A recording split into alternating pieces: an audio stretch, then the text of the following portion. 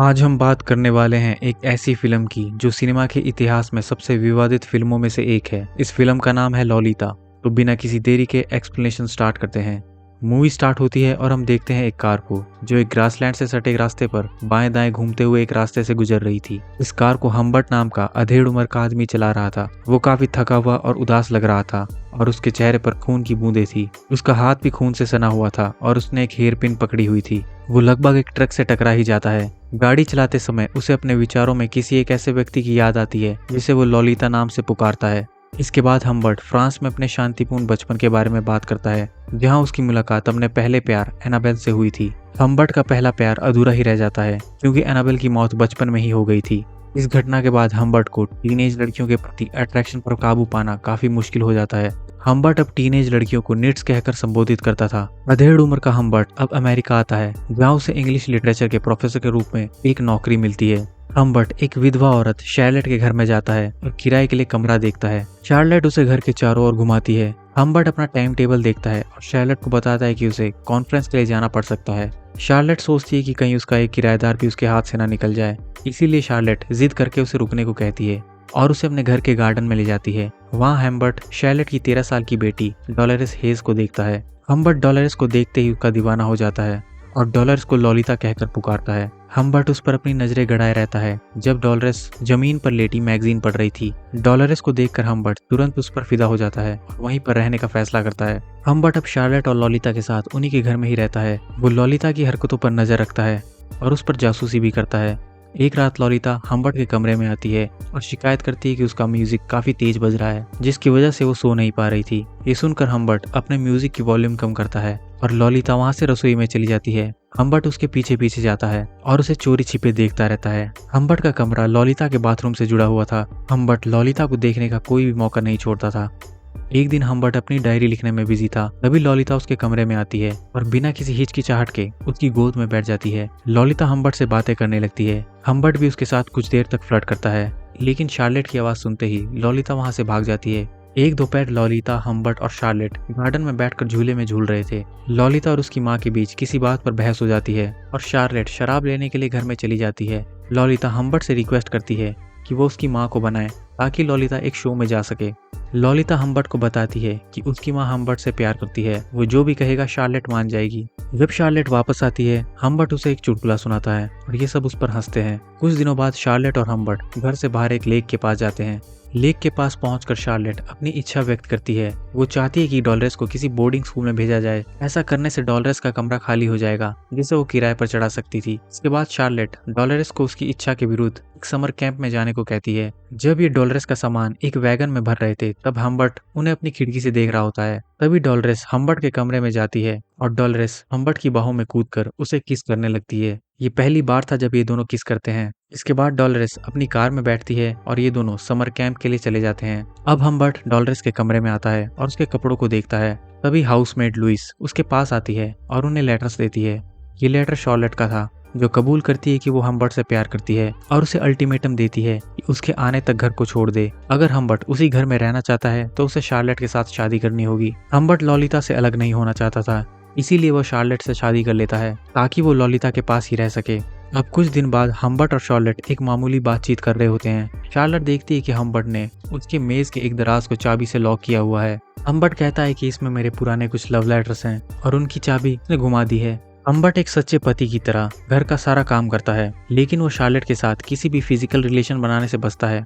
Humbert Charlotte को नींद की गोलियां भी देता है ताकि वो उसके साथ इंटीमेट न हो सके, लेकिन जैसे जैसे शार्लेट को गोलियां निगलने की आदत होती है, उनका असर भी कम होता रहता है। इसके बाद हम्बर्ट एक डॉक्टर के पास जाता है और उससे ज्यादा पावर वाली गोलियां लेता है जो किसी भी व्यक्ति को 8 घंटे तक बेहोश कर सकती थी। जब हम्बर्ट घर लौटता है तो देखता है कि शार्लेट ने उसके दराज का लॉक खोल दिया है और उसकी डायरी पढ़ ली है। डायरी में हम्बर्ट ने लिखा था कि वो शार्लेट को पसंद नहीं करता और वो बस लॉलिता की वजह से ही शार्लेट के साथ है।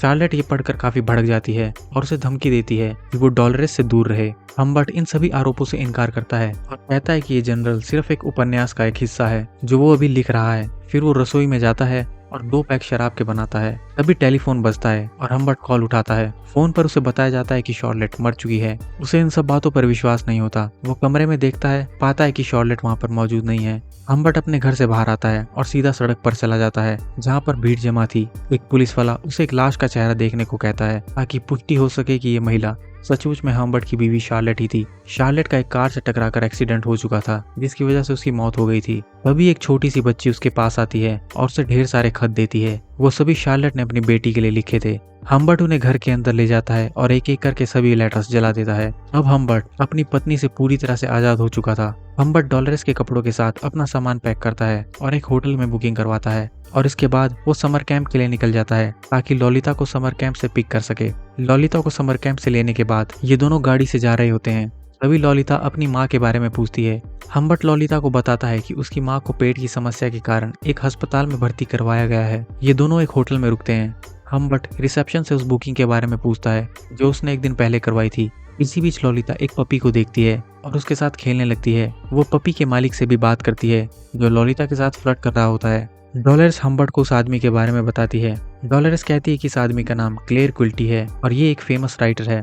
बाद में हम्बर्ट डॉलरेस को एक कमरे में छोड़ देता है ताकि वो कपड़े बदल सके। बाहर अचानक उसे एक आदमी की आवाज सुनाई देती है। ये वही आदमी था क्लेयर क्विल्टी जो डॉलरेस के बारे में पूछता है। क्विल्टी हम्बर्ट से पूछता है कि ये लड़की कौन है। हम्बर्ट कहता है कि ये उसकी सौतेली बेटी है। क्विल्टी पूछता है कि उसकी माँ कहाँ है, जिस पर हम्बर्ट कोई भी जवाब नहीं देता। इसके बाद क्विल्टी उसे अगले दिन उसके साथ दोपहर का भोजन करने के लिए पूछता है, लेकिन हम्बर्ट कहता है कि वो अगले दिन डॉलरेस के साथ यहाँ से चला जाएगा। इसके बाद हम्बर्ट क्विल्टी को बाय बोलकर अपने होटल के रूम में चला जाता है। अगली सुबह हम्बर्ट और डॉलरेस पहली बार इंटीमेट होते हैं और इससे पहले ये लोग अपनी यात्रा पर निकले ये पेट्रोल पंप पर रुकते हैं। डॉलरेस हम्बर्ट से कुछ पैसे उधार मांगती है ताकि वो अपनी माँ को कॉल कर सके और अब हम्बर्ट डॉलरेस को बता देता है कि उसकी माँ मर चुकी है। उस रात जब ये दोनों एक होटल में रुकते हैं, डॉलरेस अपनी माँ की मृत्यु पर शोक जताती है और काफी रोती है और अगले दिन ये लोग अपनी ट्रिप शुरू करते हैं। ये दोनों अलग अलग मोटेल्स में रुकते हैं और अपनी ट्रिप को पूरा एंजॉय करते हैं। इनकी रोड ट्रिप तब खत्म होती है जब ये दोनों अपने कॉलेज में पहुंच जाते हैं। इस कॉलेज में हम्बर्ट एक प्रोफेसर था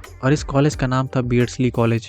हम्बर्ट अब कॉलेज के प्रिंसिपल से मिलता है और प्रोफेसर की अपनी जॉब को एक्सेप्ट करता है। ये दोनों एक फ्लैट लेते हैं और वहीं पर रुकते हैं। हम्बर्ट डॉलरेस को एक स्कूल में भी दाखिल करवा देता है और इसके बाद हम्बर्ट एक अच्छे अभिभावक की तरह डॉलरेस का पूरा ध्यान रखता है।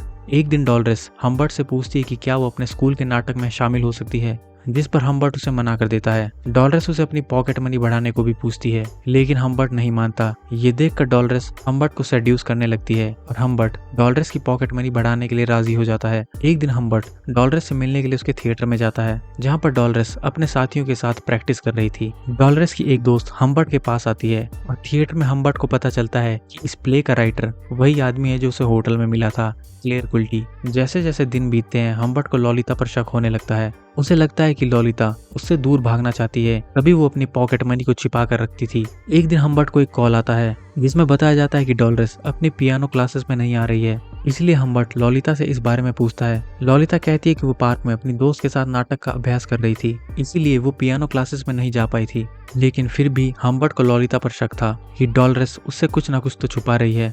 हम्बर्ट लॉलिता से पूछता है कि क्या उसने उसके दोस्त को हम्बर्ट और लॉलिता के रिश्ते के बारे में कुछ बताया है। बातचीत अचानक से एक गर्मागर्म बहस में बदल जाती है और एक समय हम्बर्ट लॉलिता को एक जोरदार थप्पड़ भी मार देता है। वो चीखती हुई घर से बाहर निकल जाती है और अपनी साइकिल लेकर कहीं भाग जाती है। घंटों खोजने के बाद साइकिल एक दुकान के बाहर खड़ी मिलती है। हम्बर्ट दुकान के अंदर जाता है और देखता है कि डॉलरेस किसी से फोन पर बात कर रही है। डॉलरेस तुरंत फोन काट देती है। हम्बर्ट उस दुकान के अंदर आता है। डॉलरेस हम्बर्ट के पास जाती है और उसे कहती है कि उसे एक चॉकलेट सिरप पीना है। फिर ये दोनों वहां से निकल जाते हैं और घर वापस आते समय डॉलरेस हम्बर्ट को बताती है कि वो इस शहर को छोड़ देना चाहती है और इस बार उनकी नई डेस्टिनेशन वो चुनेगी। कुछ दिनों बाद ये अपनी ट्रिप दोबारा से स्टार्ट करते हैं। हम्बर्ट नोटिस करता है कि असल में उनका कोई पीछा कर रहा है। उसे डर लगता है कि शायद ये कोई जासूस है। वो डॉलरेस को गाड़ी का नंबर नोट करने को कहता है, लेकिन पीछा करने वाला अलग अलग गाड़ियां बदलकर उनका पीछा करना जारी रखता है। हम्बर्ट देखता है कि एक गाड़ी उनके पीछे आ रही है। अभी रास्ते में उनका टायर पंचर हो जाता है। हम्बर्ट अपनी गाड़ी का टायर बदलता है और एक कार उनके पास आकर रुकती है। हम्बर्ट ये देखकर सोचता है कि ये वही जासूस है जो काफी दिनों से उनका पीछा कर रहा है, इसलिए वो उसकी गाड़ी की ओर दौड़ता है। लेकिन वो आदमी अपनी गाड़ी लेकर वहां से भाग जाता है और हम्बर्ट को उनका पीछा करने वाले के बारे में कोई भी जानकारी हाथ नहीं लगती। हम्बर्ट और डॉलरेस अपनी यात्रा जारी रखते हैं। वो एक मोटेल में रुकते हैं। हम्बर्ट लॉलिता से कहता है कि वो अकेले बिल्कुल भी बाहर ना जाए। वो सामान खरीद कर उसके बाद उसे मिलेगा। हम्बर्ट नाई की दुकान पर अपनी दाढ़ी बनवाता है। जब वो कमरे में लौटता है तो देखता है कि डॉलरेस बाहर गई थी। उसे मोटेल के बाहर वही कार पार्किंग में दिखाई देती है जो उनका काफी दिनों से पीछा कर रही थी। उसे डर था कि डॉलरेस इस रहस्यमय आदमी के साथ भागने की प्लानिंग कर रही है। हम्बर्ट डॉलरेस से पूछता है कि गाड़ी में कौन है, लेकिन डॉलरेस कोई भी जवाब नहीं देती। रात भर हम्बर्ट इस बात से परेशान रहता है। अगले दिन डॉलरेस बीमार हो जाती है, इसीलिए हम्बर्ट उसे एक हॉस्पिटल में ले जाता है। डॉक्टर उसे बताता है कि डरने की कोई बात नहीं है, डॉलरेस को हल्का सा बुखार हुआ है और वो एक दिन में पूरी तरह से ठीक हो जाएगी, उसे बस एक रात हॉस्पिटल में रुकने दो। डॉक्टर हम्बर्ट को कहता है कि वो अपने मोटेल में चले जाए और कल सुबह आकर लॉलिता को अपने साथ ले जाए, जिस पर हम्बर्ट सहमत हो जाता है। अगले दिन हम्बर्ट हॉस्पिटल में कॉल करता है और डॉलरेस के बारे में पूछता है। नर्स उसे बताती है कि डॉलरेस अपने अंकल गुस्तावो के साथ आधी बेहोशी की हालत में ही चली गई है।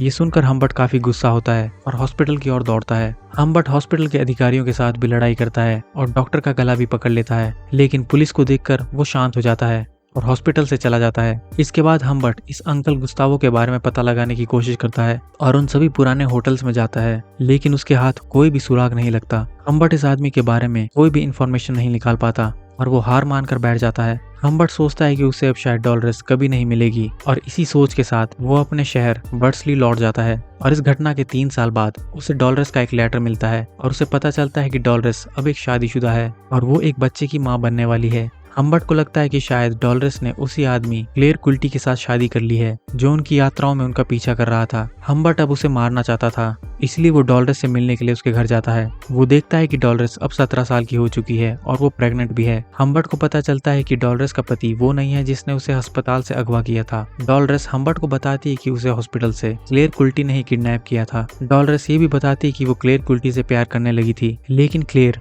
उससे एक पॉर्न फिल्म में काम करवाना चाहता था। जब डॉलरेस पॉर्न फिल्म में काम करने से मना करती है तो वो उसे अपने घर से बाहर निकाल देता है और इसके बाद डॉलरेस अपने पति से मिलती है। हम्बर्ट डॉलरेस से रिक्वेस्ट करता है कि वो उसके साथ वापस चले, लेकिन डॉलरेस उसके साथ जाने से मना कर देती है। हम्बर्ट डॉलरेस को $4000 भी देता है और वहां से चला जाता है ताकि वो क्लेयर कुल्टी को ढूंढकर उसे जान से मार सके। हम्बर्ट अब क्लेयर कुल्टी के घर जाता है और उसे गोली मार देता है, जिससे उसकी मौत हो जाती है। इसके बाद हम्बर्ट अपनी कार लेकर क्लेयर कुल्टी के घर से भाग जाता है। पुलिस उसका पीछा करती है और उसे रुकने को कहती है, लेकिन हम्बर्ट बिना रुके गाड़ी चलाता रहता है। आखिरकार हम्बर्ट एक ग्रासलैंड में रुकता है और अपनी गाड़ी से बाहर निकलता है और अपने प्यार डॉलरेस को याद करता है। इसके बाद पुलिस हम्बर्ट को अरेस्ट कर लेती है। फिल्म के लास्ट पार्ट में हमें बताया जाता है कि हम्बर्ट की मृत्यु जेल में ही हो गई थी और डॉलरेस अपने बच्चे को जन्म देते हुए मर गई थी। मैं उम्मीद करता हूँ कि आपको ये वीडियो पसंद आया होगा। ये वीडियो देखने के लिए आपका बहुत बहुत धन्यवाद।